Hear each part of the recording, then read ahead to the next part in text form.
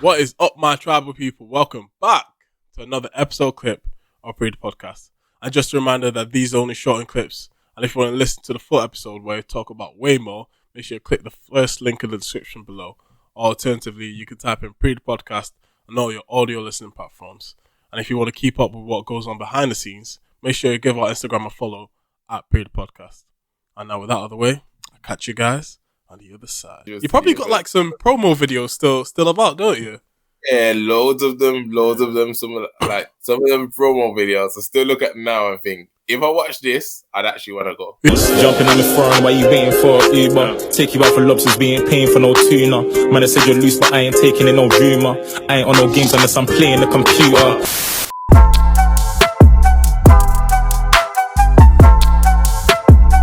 You are now listening to Pree Da Podcast with your host, Majaro. What's up, my tribal people? Welcome back to Pree Da Podcast. And you guys already know what I'm going to say. Make sure you like, comment, and subscribe. We're trying to get to 100 subscribers before the end of the year. And by sharing this to your friends and family, that goes a long way in helping us do that. And without further ado, let's get into it. What is up, my tribal people? Welcome back to another episode of Pree Da Podcast. I'm your host, Majaro Kayoma. And joining me today is one of my basketball brothers, Mr. Adzenture himself, man like Ramone Josephs. In the house, thank you for having me, Majaro. Gunshots for the man them. Much appreciated, man. Much appreciated, honestly. How you been, bro? How you been? It's been a long time since we last caught up. You know, we went to Worcester together, played basketball together. It was a madness those 3 years, but 5 years for you, bro. How have you been? Yeah, man. Life's been good, man. Life's been good. Swings and roundabouts, but at the same time, like learning lessons, and every lesson's a blessing. You know what I mean? Because it helps you to grow, helps you to get better, helps you to not go through the same mistakes, helps you to work more efficient. You know what I mean? So I just gotta give thanks, really. Gotta give thanks, man. How have you been? I'm good, man. You know, things have been changing since I left. You know, since like one of the key moments was when I broke my ankle. Well, fractured my ankle, sprained it, whatever happened to my ankle. And you were the guy that took me to A&E, got the scans. You were with me from like dusk till dawn or something like that. You know, I really appreciate you taking me there. But since then, I've been recovering and been trying to focus on my body. You know, living life, getting older, moving from one shared house to another, to, having an apartment for myself, and then starting a podcast. Yeah, everything's been, obviously COVID, no one wants to talk about it anymore. I'm going to stop talking about COVID now, like that's been done. Now. So, yeah, we've moved past that and now onto pastures new. But let's, give the people a little bit more background into who you are. So you're from Birmingham? Yeah, man. Birmingham, born and bred. 0121. Yeah, of course. Yeah, man. What was that? What's living in Birmingham like? Because when I got there, I'm not gonna lie, I've only been to like the central area, so I'm seeing just loads of high-rise buildings, and I couldn't see anything past that, to be honest. But what was it like living in Birmingham for you then?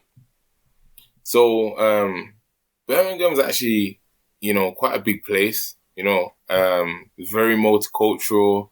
I think as well, there's a lot of different social classes. You just gotta go to different areas to discover them. You know what I mean? Yeah. I think that like areas like Handsworth, Smethwick, Erlington, Aston, they're like more the areas which are spoken about.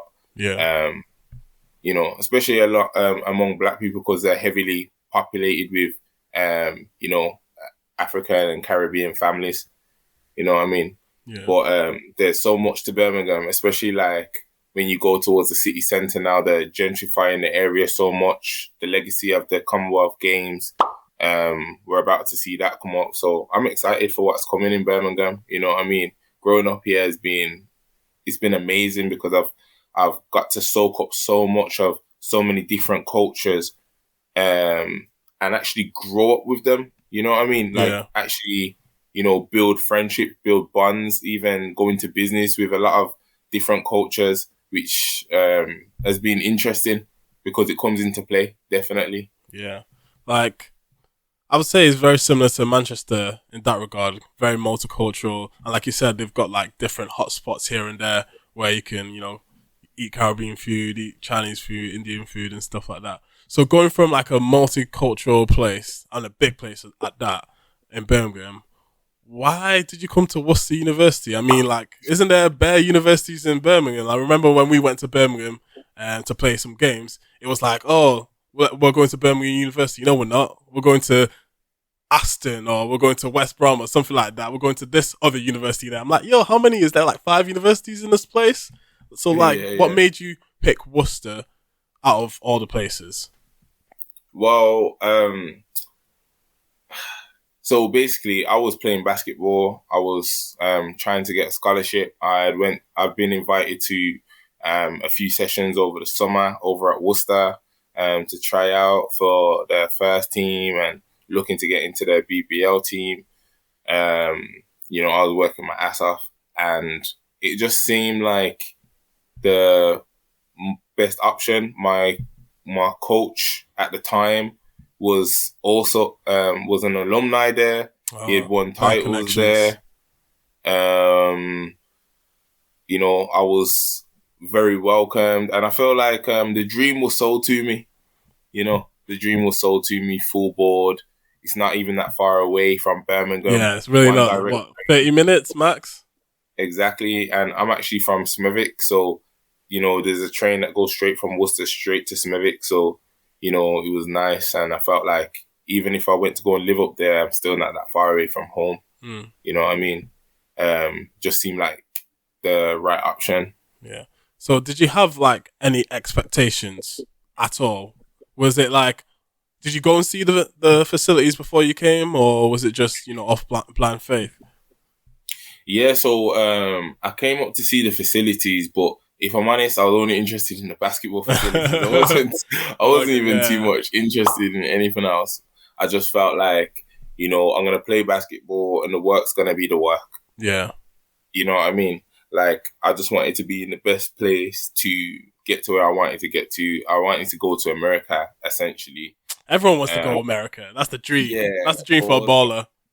Exactly. You know it.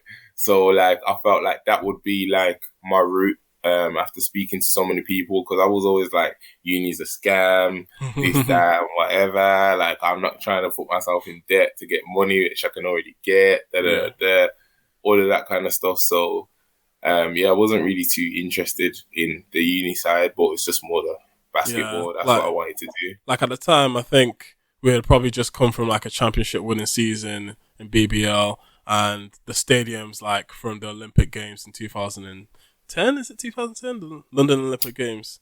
Yeah, the 2012. 12. So I think they were selling that as, brand new facilities. This is amazing for British basketball, England basketball. You're going to be playing in the top rated areas and you get a chance to develop and blah, blah, blah, blah. But, we'll get onto the development side of basketball later. But when you actually landed and started, your couple of weeks there, how did you find that? Was it like a culture shock? Was there many people that you had things in common with, or were you just sticking with the basketball crew? So when I actually got there, it's interesting because 6 weeks before that, I fractured my talus bone, which is in my foot, which meant that I couldn't even put my foot on the floor anymore. I wasn't allowed to put my foot on the floor to speed up the recovery. And they said to me that the recovery time to get out of the cast was going to be 8 weeks. I was starting uni 6. I needed to be ready. I missed like 1 or 2 sessions over at Worcester before I was supposed to actually move over there. And because obviously I was in the cast. So I was thinking like, my chances are dwindling. I've already signed up to this. I've already done everything. You know what I mean? I just want to get in. So like literally my recovery was faster than expected. They took off the cast literally the day before I moved to uni. Right, that's no time. It felt so horrible to walk. Like I asked them if I could keep the crutches because it just felt weird to walk and whatnot. But like I knew that I had to get over it because I knew I needed to move in the next day. and I need to make myself known to, the coaches, let them know that I'm here, let them know why I haven't been around and that I'm, I'm committed and whatnot. So literally, I just made sure for that whole day when I got out the cast, I was taking steps everywhere, like just trying to strengthen up the leg, ready to go in. So I looked like I was strong when I was going into the unit. But were you actually strong though? Bruh, it felt like my leg was just constantly shaking. Oh no, that's not great. And the worst thing is, my mum was meant to take me up, but the night before, me and my mum had a little argument. So she was then like, in the morning, you can walk up there yourself. The thing is, she didn't even say this to me, but because I just knew like, now I'm gonna have to, after having an argument with you, now I'm gonna have to ask you to take me up there. I just was like, you know what, I'm just gonna take myself. So then with my pride and my busted up leg, I just walked all the way to the train station with all my bags, my suitcase. Yeah, bro. Walked to the train station, got on the train, went up to Worcester, found my way up to St. John's campus on foot. Bro, that's long. Like I remember when I did my legging, just even walking from the up down steps, just not the thing, and you're just recovering. Not even like you're just out of the cast. You're not even recovering yet, because I feel like at that time, or maybe it's just young ignorance. You just don't think you need to do the work to recover. You just think, 8 weeks until I'm out of the casket. Oh, I'm out of the casket now. That's done. No, boo boo. You gotta strength.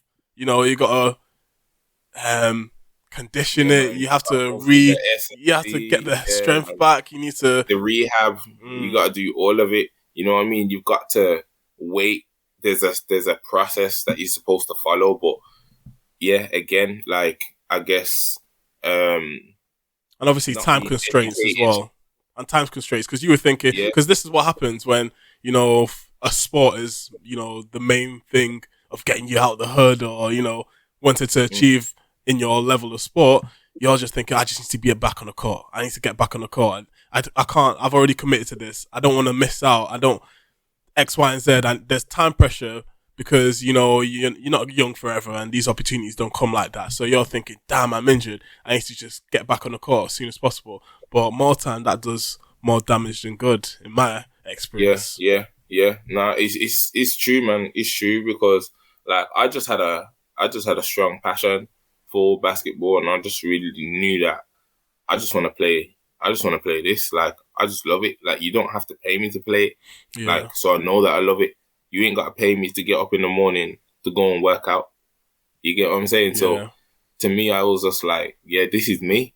But I guess God had other plans for me. You know what I mean? Because, like, literally, I came and because I couldn't wait, and he said to me, go and see their injury people and whatnot. And he goes, maybe you won't be able to get the scholarship this year, but maybe next year.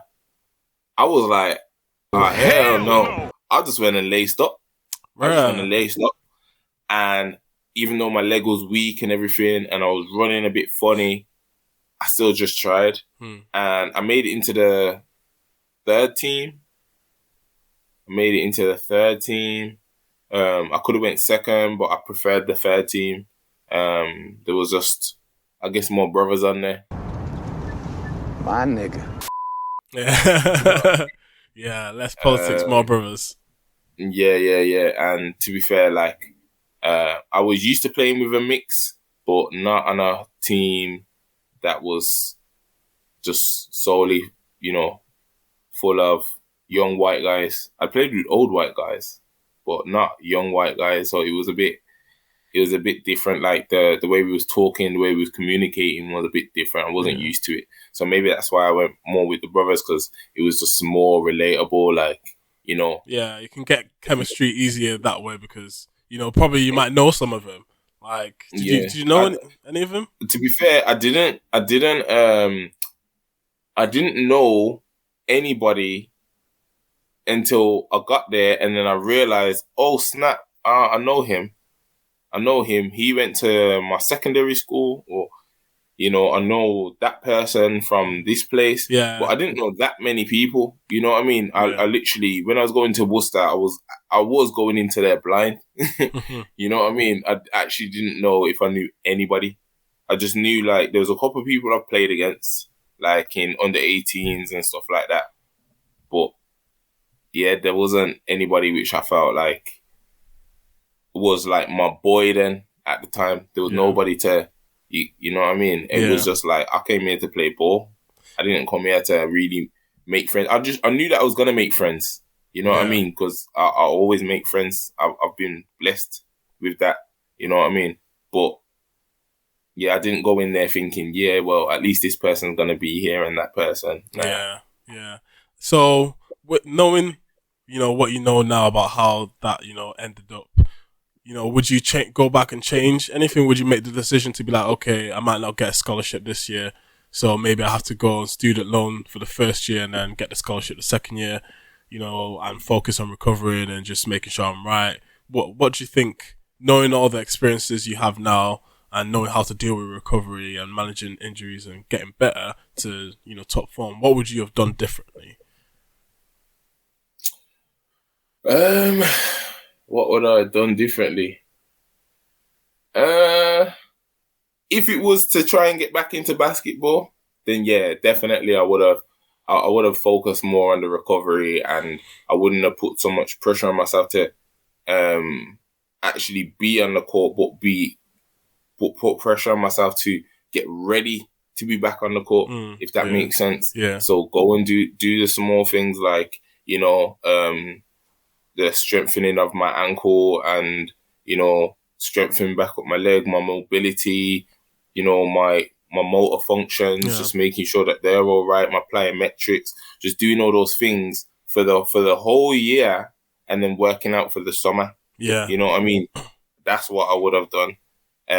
Also, I wouldn't have focused so much on girls because that was I'm not going to lie, like, when you take away the basketball, it was kind of like, now my focus has got to go somewhere else.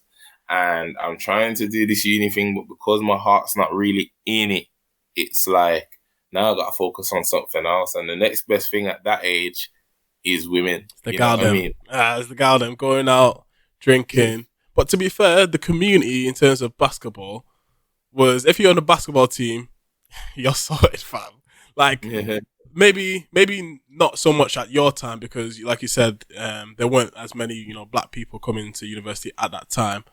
But I feel like but it was still the same, bro. It was probably even worse. It was probably even bigger. I don't even know. But like, I feel like the basketball, the community of the basketball, they're very welcoming. Everyone grows up idolizing the American style basketball as LeBron James, Kobe Bryant, Michael Jordan, the greats. So you don't really find many of each other growing up. So you might 10 people playing basketball, 10 people playing football or whatever, you'll find like 2 people who are also into to basketball. So you're having that camaraderie over the sport, be like, yo, did you watch that game last night? Or did you stay up to watch the playoffs? Or Kyrie went in and, the All-Star game, blah, blah, blah. You don't really have those conversations growing up. But once you actually get into university and have like a bigger community, you're having conversations about basketball, fitness, and you're enjoying the sport and each other's, camaraderie, and the community builds and builds. And then, the male basketball team gets together, and then the female basketball team gets together, do socials together, do loads of stuff together, and you just build a friendship. I've got loads of lifelong friends I could just hit up, like Mike, Lloyd, even people who didn't make the team but are still into football, into basketball, like Gabriel and AJ and bare people, like so many friends you've made like, along the way. It wasn't just people who were basketball players, it was like a basketball community, bro. Tim and that, Troy, shout out them, man. Yeah, even like, even people who just came to just watch, you know what I mean? There was a lot of like people who was literally just there to watch, male and female, you know what I mean? Who then, it was kind of like, just because you're in a part of that community, you're getting invited to motives. Yeah. Like, you're getting invited to, well, yeah, as I just said, motives, but any type of motive, house parties, going out, a barbecue, going to a different city, whatever. Student deals, McDonald's after the night out. Yo, that was the spot. Yeah. Oh, where were the different spots? So we had the chicken spot. What was that chicken place called? Effie's? No, not Effie's. Was it Effie's? There was one called Effie's, and there was another one still. Yeah. Shakey's, bro. Shakey's with the one. Shakey's with the chicken. Shaky. Yo, the spots after the night out were the ones still. Bare fights were happening outside McDonald's. Yeah. The bouncers just knew what time it was at a certain time of the night. They're like, oh, they're all coming out from tramps now. We need to close in like 3 hours, so make sure everyone gets in and gets out real quick. But yeah, man, the community there was definitely good, and I've definitely made some lifelong friends. And I just wanted to say, you didn't just do basketball. You just didn't just stay in your house at night. You said you went out with the garden and that, but you weren't only just going out. You were actually organizing events and hosting parties and whole nights out and stuff. So what was the club environment like when you got to Worcester? Was it modern? Was it dated in terms of, was all they playing just this other house and trance music? Was it just that at the time? Because when I got there, it felt very cultural. It felt like there was definitely more of a mix. But I heard through the grapevine, it wasn't always like that, was it? Yeah, so Worcester was interesting because like R&B and hip hop only used to play probably 2 nights a week. Three nights at a push in like the main venues, which were like the main student venues as well. Yeah. And yeah, a lot of the time you'd go and it would just be like literally some, I don't even know what music to call it. I don't even know. Very, let's just say very mainstream. Very white mainstream. Let's say white mainstream, British mainstream pop anthems. Yeah. Yeah. Because remember as well, like, it's only over the past, like, what? 7? 6-7 years, like, more black music is making it into the mainstream, and being more classed as mainstream. But yeah, back then it was peak. It was peak.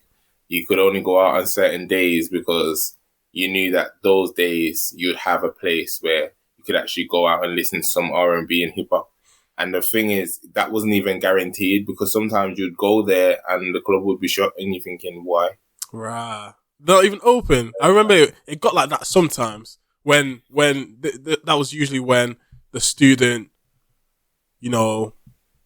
people in student halls weren't at Worcester. They were, gone on summer holidays or people were just coming back. So maybe they were like, okay, it's not worth opening it tonight because the students are about.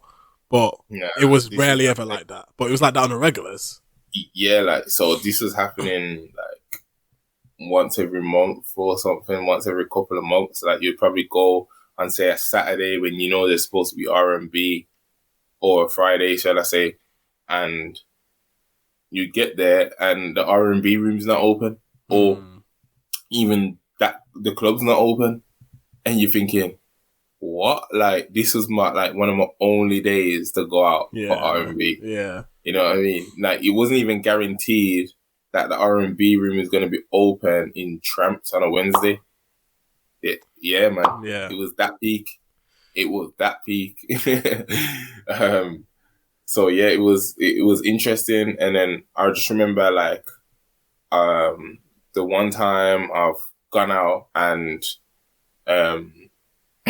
I've walked into the club, and even before I walked in, I heard the music and I was like, whoa, from the main room. Like, what? It's not unheard of. Yeah, I'm listening to hip hop and R&B, and I'm like, what? So I've seen the guy at the door and I'm like, is this your event? And he was like, yeah. And I was like, this event's sick. I was like, I can make it even better though. Like I was like, said to him, take my number. Like, I don't know what possessed me to do it. I just literally just said it.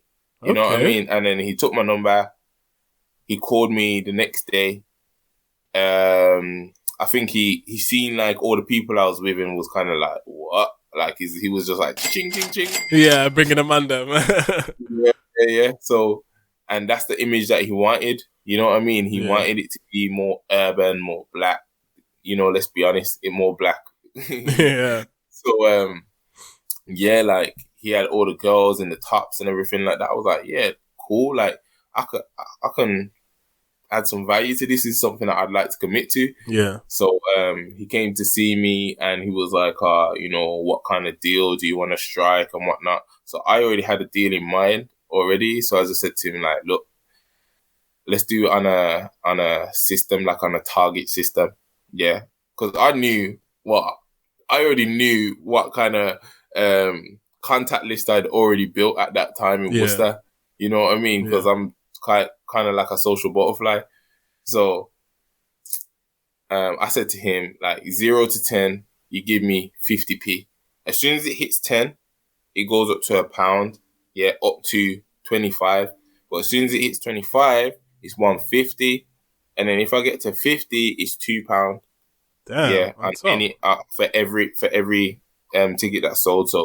So even if so once I hit 50, if I had only hit 50, I would have got £100 basically.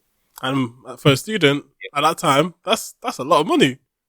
Exactly. But I walked in there with like 168 people or something like that. Something crazy, but.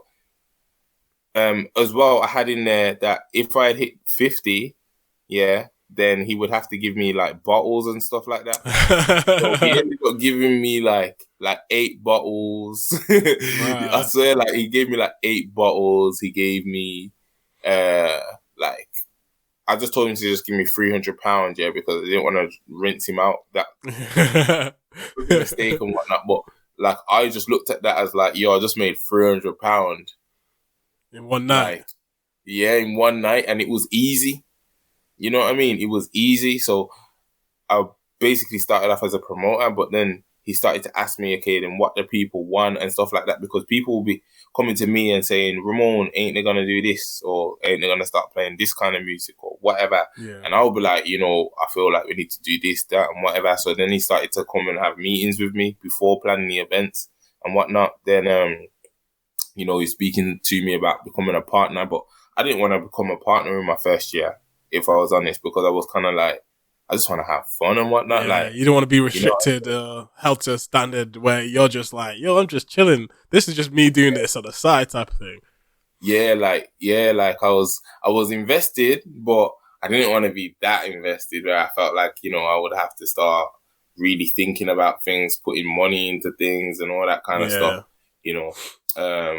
But then going into my second year, then I started to become, you know, more invested and wanted a bigger role. So I started to build my own team within the organization of promoters and getting them to promote and whatnot and paying them. You got people like Tim involved. He was one of the promoters. Rabbi was promoting for days. People like Reese. And then you start to get like photographers and videographers to come and video, like my friend Chloe.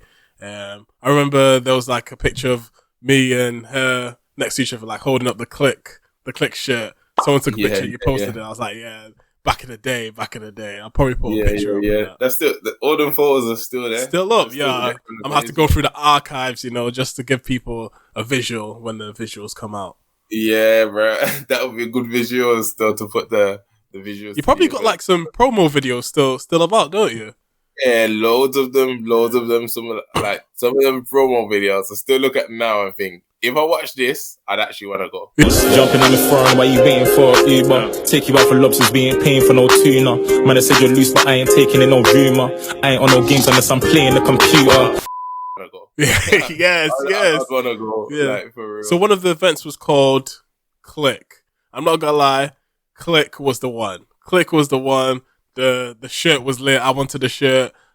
Just the music, like you said, there wasn't music like that in Worcester on a daily basis or nightly basis. People were looking for that. People thought, oh, you had to go to London or Birmingham or even go back home or even just have house parties because, you know, the turn up in the house party is going to be lit because of the music. But once you like established, yes, if you're coming to this event and this is what you're going to get. Whereas when you went to the club, you weren't sure. You were playing it by ear. Oh, is the basement open? Is the roof open? Is the loft open? Is, you know, the back room open? There's so many. It's never the main room that's having it on a constant basis. You always have to wait at some stupid time, or, you know, have to wait until 12 until it's open. It's just some arbitrary stuff when there was actually want and need for that type of music, and you were like one of the very first people, in my opinion, to do that on a wide basis in Worcester. And yeah, I feel like you had, you know, some good success over the time. Yeah, most definitely. I feel like it just grew and grew and grew. Like we started off in Tramps, and then we moved over to Bushrockers? Courtyard. Pardon? Did you go Bushrockers? Did you ever go Bushrockers? No, Bushrockers, they didn't really get on with my business partner. Fair enough. Beef and that. Yeah. So then we went to Slug and Lettuce, which had never been looked at as a venue. It was me who I thought to myself, actually, we could do an event here. Yo, I went to that one. That was probably one of the best ones. Yeah. That was sick. But then, like, there was a bit too much restrictions there. So then going into my third year, I was like, okay, then I need to approach a different venue. And I remember being taken to Keystones by like some random girls in my first or second year, and thinking, yo, in here's lit. Like, it's cool. Like, the aesthetic is nice. Like, the bar staff are so cool. Like, they breathe fire and they do all different, you know what I mean? Perfect combination. Yeah, bro. I was like underground, dark, but with like all this like coolness to it. It's just like comic book elements and stuff. Yeah, man. So I really wanted to be in there. So when I went to the guy, I actually went without the name Clique because there was a bit of controversy in Worcester. Ooh, controversial. What was this controversy, eh? I know what it is, but let the people know. So basically, my business partner, he thought that he was getting a contract to have Jaden Smith come to Worcester as like just a celebrity appearance. This guy, at that point, Jaden Smith was probably like 18 maximum at that time. Yeah. A maximum. Yeah. Probably younger, because Jaden Smith's younger than me. So maybe at that time he's probably like 16, 17, bro. Yeah, potentially. So he that's what he thought he was getting. So then that didn't happen. So for whatever reason, I was not involved. Ramone Josephs was not involved. Disclaimer. This Will Smith came to Worcester and came to our event and was on the stage and was performing, and he sounded very much like him. He looked like him. What was he performing? I had beer goggles on. He's Will Smith's got a lot of tunes. I know, but like I didn't know. Boom, shake the room. Yeah, I didn't know people knew his stuff like that to be going there like that for Will Smith. Nah, like it was just like, it's Will Smith, Fresh Prince of Bel-Air. Like, come on, like that alone, just Fresh Prince of Bel-Air in Worcester. Like, come on, yeah, come on, yeah. That's A-class celebrity as well. So you're thinking, wow, what's going on here? For real. But I was so finished. Like, I was I had so much to drink that honestly, I don't feel like it was him now looking back, but at the time I thought it was. I'm not gonna lie, I thought it was, but then it was all in the newspapers that we faked it and all that kind of stuff. And then Tramps didn't want to work with us under that name and da. So yeah, we just changed the name. So when I went to Keystones, I was like, I can't use Clique because he's gonna be like, hell no. Yeah. But when I started coming to him with other names, he was like, wait, why don't you just use Clique? And I was like, why not? Yeah, why not? And he was like, listen, he was like, forget what's happened. Yeah, that's just made it bigger. Yeah. He was just like, controversy sells. Central C always says. He was like, you had a cool brand. Everybody loved it. Everyone still loves it. Everyone still wants it back. Just use Clique. I was like, say no more. I was like, Clique is back. And I remember we released it. Everyone was like, what? Clique? But remember as well, at this point, this is like 2 years on. So a lot of students would have left. There's like 2 years of students that's potentially left the uni. You know what I mean? So we've only got that 1 year that was there when it was first around. And then we've got like a bunch of like new clientele. Luckily, we're part of the basketball community. So we had like an active market right there. Yeah. You know what I mean? To tap into. So like literally we just started promoting hard. We scheduled it for like in a month's time or whatever. Got all the artwork done, everything. Got performers, DJ 5-Star Kid. Jeez, shout out. Yeah, trust me. Yo, started shouting, some people who was already in the music scene and, little influencers before influencers was a thing. Yeah. You got Kojo Fun. Wait, you got Kojo Funds and Mo Stack to come through. And Chip. Wait, was that you that got Chip? Or was that No. We had Kojo Funds. We had Big Tobes. Oh, yeah. Mist we had as well. Be Young. Oh, shit. You had so many people, Like, think about it. They came to Worcester University to do a university shout. Yeah, bro. Trust me. And they all performed as well. What's amazing about all of this as well is that all of these artists that had performed, they all decided to perform something that wasn't released for the first time, and I don't think anyone really took that in. No one The person that didn't was Be Young, but every other artist had performed one of their songs for the first time at the event. Right, that's crazy. So Kojo Funds performed Warning. And he performed it in the crowd because remember he was lit. Yeah. Remember he was drunk, so he was standing in the middle of the crowd, doing it. It was sick. That was sick. It's a warning. Yo, that was that. As soon as I heard that one, got the pagan ballin', And the thing is as well, because he's so lit, he's enjoying the performance and he's with everybody, and he's just like, yo. That was one of the best. He actually said to us like, yo, it was so lit for him, like it was proper lit. Yeah. As soon as you said Kojo Funds, because at that point he was just coming off My 9, right? So that My 9 was like it wasn't even the turn up song. It was just the Gallus song. Everyone, as soon as My 9 came on, you just knew you just catch the wine somewhere. Somewhere. So as soon as he came through, you're like, yo, you already know the Gallus are going to be there crazy. Yeah, for real. And that one was the sunglasses party as well. So everyone had their sunglasses on. Everyone's feeling cool. Even when you go back and look at the pictures, like I think the thumbnail for that album is the photo of him performing and everyone with their flashlights up, gun fingers up, and their shades on. Sick. Iconic times. Yeah, trust me. But yeah, man, that was amazing. That was an amazing time. I love doing the events. They were so good.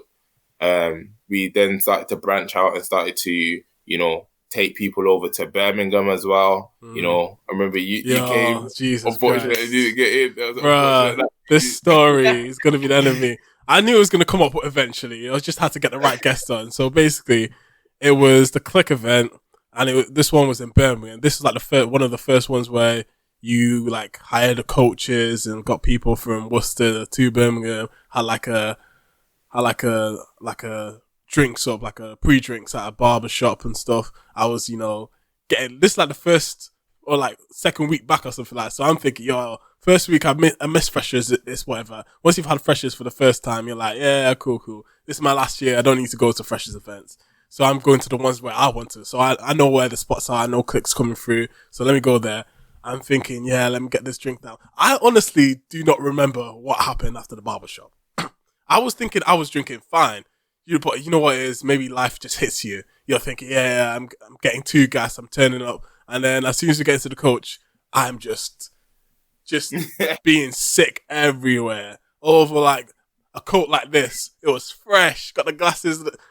Yo, I remember, fam. I don't think I've worn that coat like that since. I haven't been caught seen in that coat. You know, like I feel like I've got it there just for memories sake because it was sick. But yeah, I don't think I wore that coat out again. So got to Birmingham. Everyone's like, "Oh, you can make him a joke. You can go." I was like, "Nah, man, I can't. I'm done. I'm finished. There's no way I'm gonna get in." I'm trying to struggle to walk up. I'm just like, "Yo, the bouncer's in front of me looking at me. He's just shaking his head like, yo, you're not getting in." And then I was like, yeah, I had to step outside of the line. This is like October time. So around this time, it's freezing cold. I'm out there in the wilderness. Everyone's turning up inside and I'm just there like speaking to this homeless person like, yeah, man, like, he's like, "Oh, where are your friends? Where are your friends? Oh, they're inside. Oh, you know, your friends have left you outside." I was like, no, it's fine. Like, I didn't want to tie them down. I'm good. And you just chat to you, fam. Like, literally the whole night I was just speaking to this homeless person and we became best friends, you know. It was crazy. And then when, you know, everyone finally got in and got out, I think I was just about sobering up. I was like, yo, I'm hungry. So I just followed everyone to get some food and then we all went back home. So I heard it was a lit night. Yeah. Did not experience it at all. I know it was a lit night because I could see everyone turning up and coming out for a smoke or coming out for a chat outside, and I'm just there like, Jesus Christ, what have I done? I missed out, but yeah, it is what it is. Bro, it was such a shame. I just remember, after I was in my friend's car, and he's driving on Broad Street. We're driving past the coach, and I see your head against the window with a big grin on your face. It was like, thank God that I'm on this coach. Yes, yeah, because it was freezing, bro. It was freezing. Yeah, bro. Oh, man. I was, honestly, even up to this day, bro, I'm so sorry about that. Even though I know I couldn't have done anything about it, but I'm just like, yo, this is peak, man. Yeah, I had to firm it still. I'm a big man, you know. It was good, though. It was good. Yeah. Then after that, we done Heat, the Bartles. Yeah, man, the Bartles was sick. Started taking people around from one venue to venue. I think we had 7 venues in total. But yeah, nobody believed that was even going to be a thing. I was trying to get that done for 3 years and nobody wanted it to happen. But I believe that it could. They were saying it's a logistical nightmare. It's not going to work. You're never going to get all the clubs to buy into it.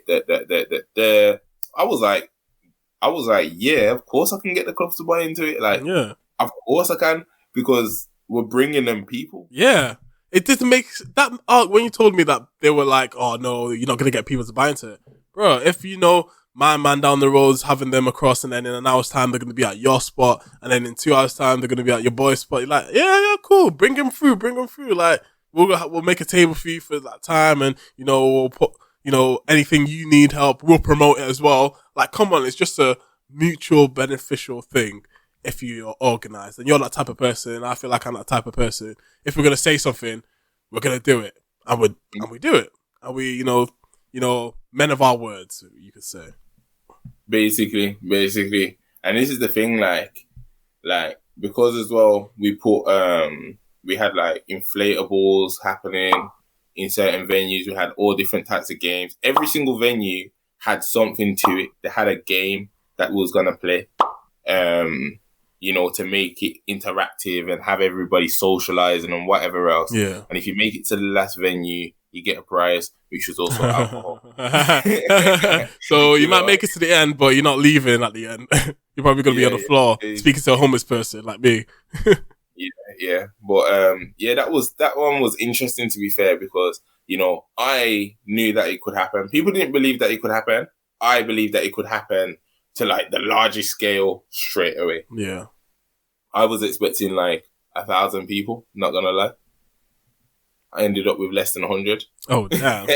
At the first event. Yeah. I spent the money as well to get the t-shirts done. Spent about $2,500. Made back about £500. Oh, right. You know what I mean? But at the same time, I was just so happy to know that I had done it and that I had achieved what some people thought was impossible. Like completely or couldn't impossible. be done. Yeah. You know what I mean? And I had done it to a level which I felt like, this is scalable. This is definitely scalable, you know?